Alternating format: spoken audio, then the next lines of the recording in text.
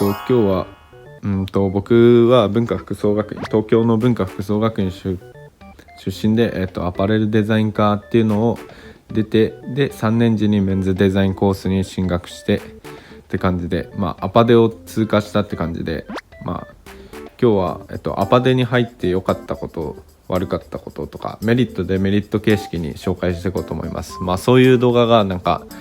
YouTube 最近始めて、でググってみて文化服装学院の内情の動画っていうのが全然なかったんで、どちらかというと流通系の人とか、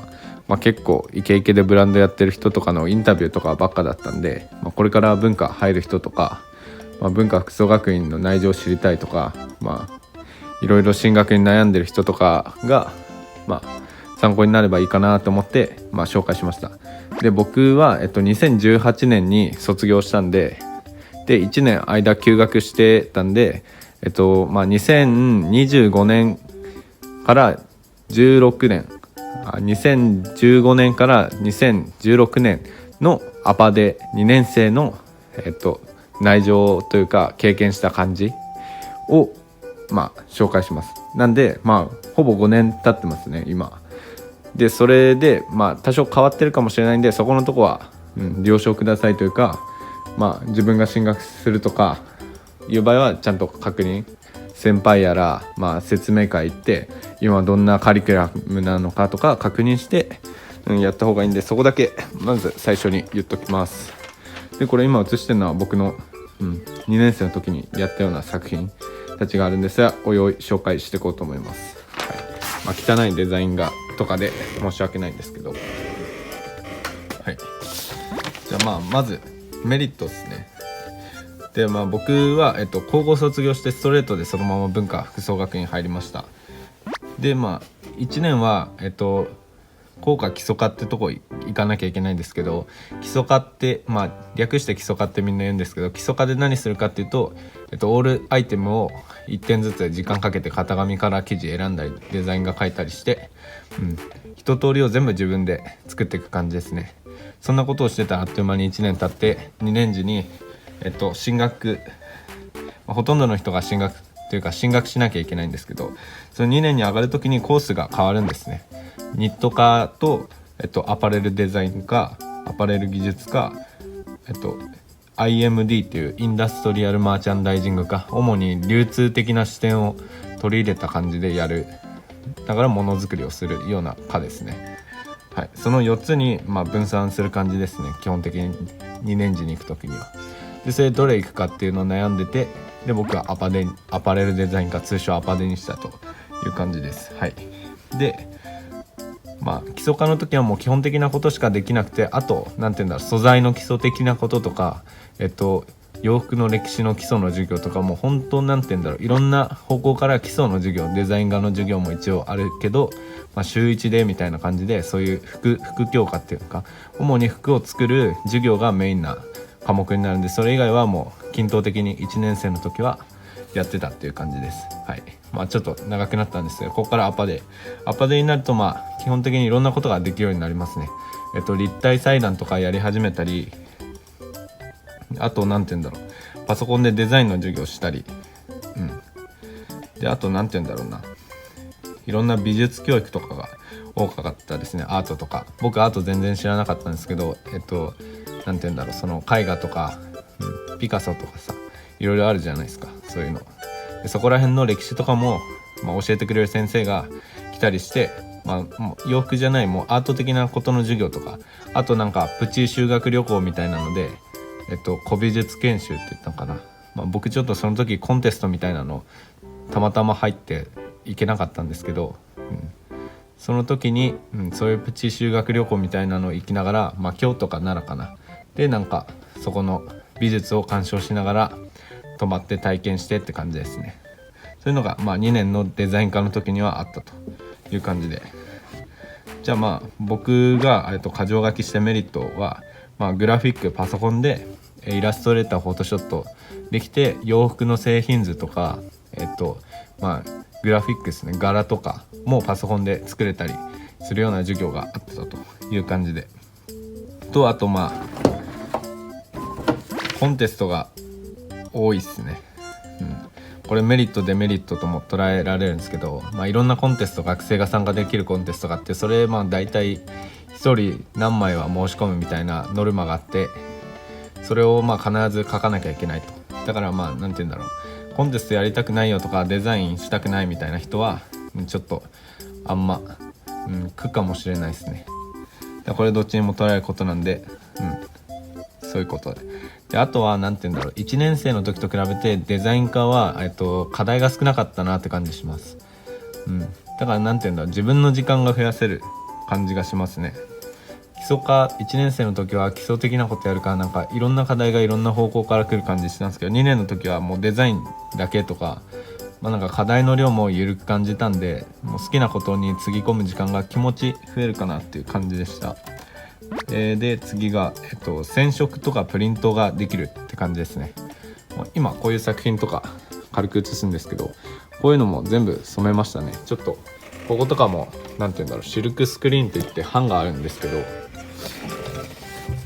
こういうのか、こういう版があって、こうちょっと透けて見えますか。こういうので色分けして、こういう鳥みたいなのやったんですけど、これ茶色の部分っていうか紫の部分これで、黒の部分これ、グレーの部分これって、ちょっと下手くそだからここかぶっとるじゃないですか、柄が。でこういう風に手刷りでシルクスクリーンっていう版を作って、これ簡易的で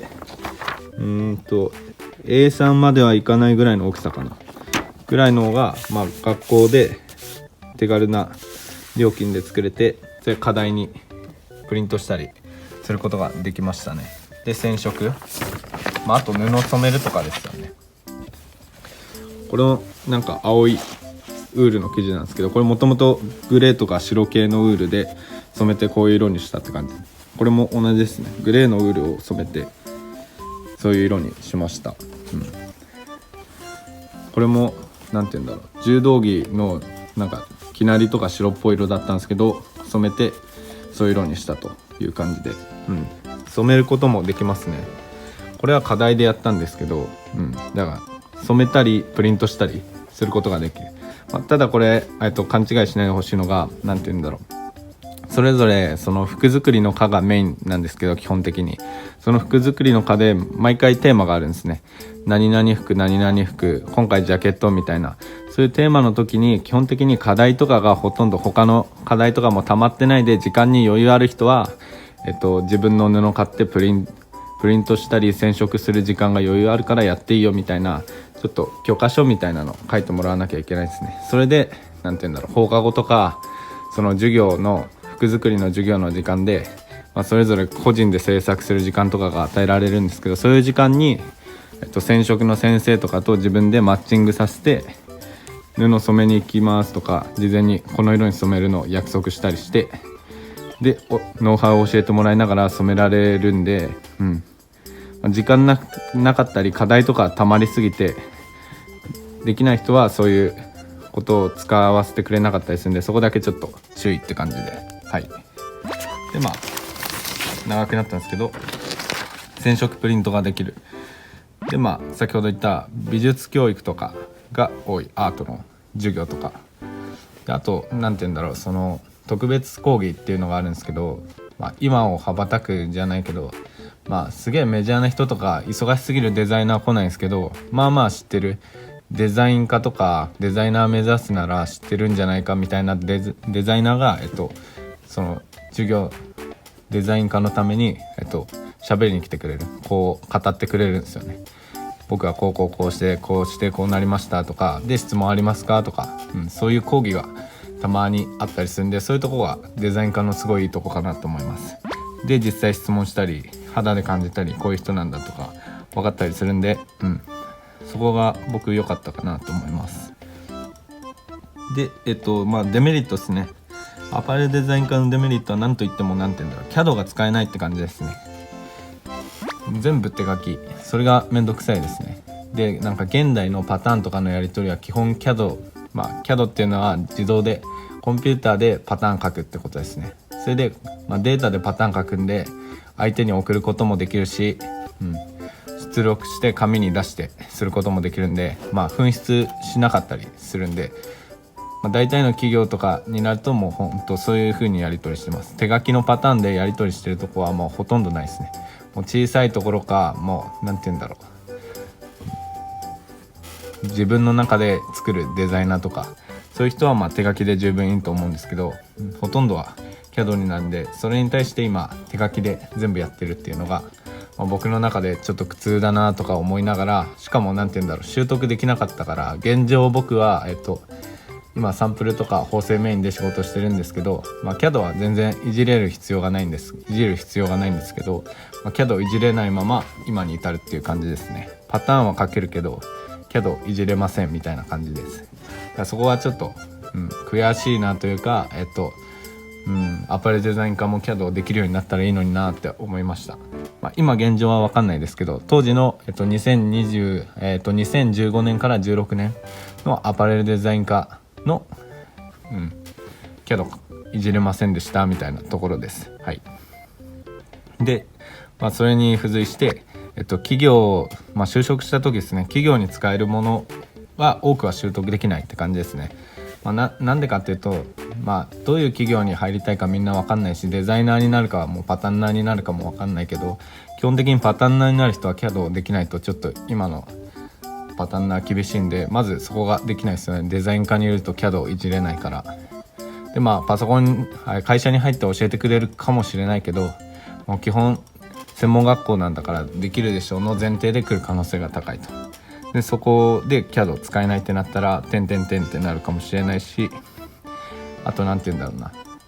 な、コンピューターを使うことがほとんどだったりするんで、グラフィックだったりフォトショー、イラストレーターは授業であるんで、そこぐらいかなと思います。あとデザインが描いたり、するから、絵の授業は多いですね。そんぐらいかなって感じです。もう嫌でもそのコンテストとか申し込まなきゃいけないから、絵は描いてるうちに、僕めちゃくちゃ汚いんですけど、これも綺麗って言える絵じゃないですけど、もう適当に描いて、僕は絵はめちゃくちゃ苦手な方でした。はい。でも普通に人が理解できるぐらいの絵は描けるようになるという感じですね。はい。でそんなところがメリットデメリットかなと思います。でも単純になんて言うんだろう、メリットデメリット抜きで課題も少なくなるし、こうやってなんて言うんだろうな、技術家とかだとめちゃくちゃ忙しいんですよ。課題の量が尋常じゃないっていうぐらい、一番多いって言っても過言じゃないぐらい忙しいから、自分の時間とか使う余裕あんまないと思うんですけど、デザイン科だと基本的にちょっと緩くなるんで、デザインの量も課題の量も少なくなるから、こうやって、これ変な服なんですけど、こういうどんな服作っても誰に文句を言われないっていうところがいいかもしれないです。いい意味で自己追求というか、そういうデザインの先生も来てくれて、なんかプレゼン大会とかいろいろやったりするんで、クラス内とかでも、これジャケットの課題だったかな。で、発表会みたいなのやって、僕こういうコンセプトでこういうの作りましたとか言って発表したりするから、なんていうんだろう、自分のデザイン追求したいとか、自分の時間でデザインのことだけ考えたいとか、そういうのはいいかもしれない。図書館とかもめっちゃ行きまくったし、そういう時間がいっぱいあったおかげで、好きなこと好きなだけやれるように。これもスカーフも、ちりめん染めて全部学校のプリントできる設備使ってお金かけないで、プリント代とかちょっとお金払うけど、もう本当企業に頼むよりは全然安いような値段で、先生も相談乗ってくれたりするんで、そういうのが本当デザイン科入って僕は良かったかなと思います。裏地とかも、コンピューターでデータ作ったらこの裏地も印刷したんですよね。だからこういう裏地とかも作れちゃうという、だいぶ美味しいかなと思います。でこうやってなんかキラキラの白プリントっていうのかなとかもできたり、これも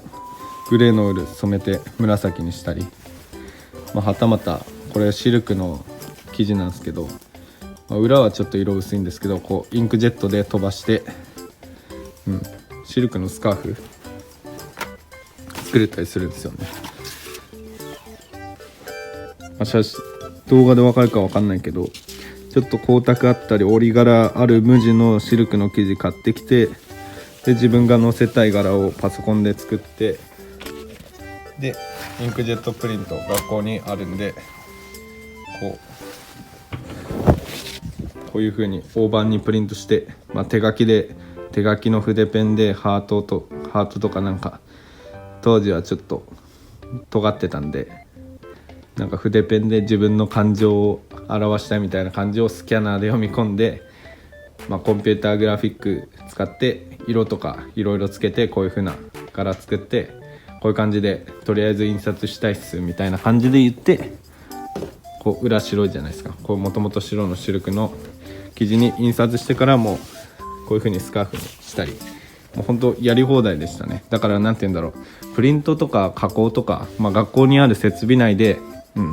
自分の課題作ったり表現したりするときにすごいいいかもしれないですね。でその過程でなんて言うんだろう、染めるってこういう風になればこういう生地は染まるんだっていうのも分かってったりするから、そういう分は僕非常に良かったですね。で作品撮ったり、プレゼン大会、これ良かった悪かったみたいなコメントでくれたりするんで、本当なんかいい意味で自分とも向き合えるし、デザイン楽しいなって感じでした。これ版作った過程ですね。試し刷りしましたとか、こういうのです。で、染色過程で色を決めるので、この割合とこの割合が良かったんでこの色使いますっていうのもいろいろやったりしてますね。デザインからイメージまで、こんな感じでしたかね。参考になるかなんないかは別として、めちゃくちゃ汚いんですけど、こういうことやってましたよっていう体で見せるあれで、自分でなんかストーリーとかいろいろ作ってイメージマップとかいろいろ考えながら、こうやって染める過程も、できますね。染色これで適当にやって、で糊がついてるんで糊を落としてから染料止めますみたいな、染めますと。でこういう設備が学校の染色室にあるんでお世話になりながら、だんだん染色する過程を、でスカーフ作る過程もこういうコンセプトで僕はやってますよみたいなのをいろいろ書いて、で主に2年生はこういうことやってましたね。こういうのを意外とプリントして形に残すと、こういう風に誰かに伝えるときにやりやすいですね。そういうこれちゃんと伝わってるか分かんないですけど、こういうなんか誰かに伝えるみたいな能力も培われるかもしれないですね。僕高3、高校生そのままストレートで入って、で夏休みの宿題とかも高校の時ほとんど写してた人間だったんで、努力の仕方知らないみたいなタイプだったんで、初めてちゃんと自分でやんなきゃいけないなみたいな感じで、いろいろパソコンとかいろいろ覚えてたんで、そんな頭のない自分でも、やればできるよと。でこうやって好きなように好きなものを作って誰にも文句言われないんで、そういう意味でなんて言うんだろう、作りまくれる猶予期間みたいな、大学生の自由時間みたいな感じですよね。でデザインのことだけできるんで、そういう点でアパレルデザイン科いいなと。であとデメリットがさっき言ったとこですねが、僕の中で、企業的に就職するって考えたら、スキルはどうなのかなとか思いつつ、今日はアパレルデザイン科を考えてる人とか、どういう内情なんだろうっていうのを、2年生、僕3年からメンズデザインコースに行ったから、2年生の状態ですねで喋ってみました。じゃあ今日はこんなとこで俺は終わります。ご視聴ありがとうございました。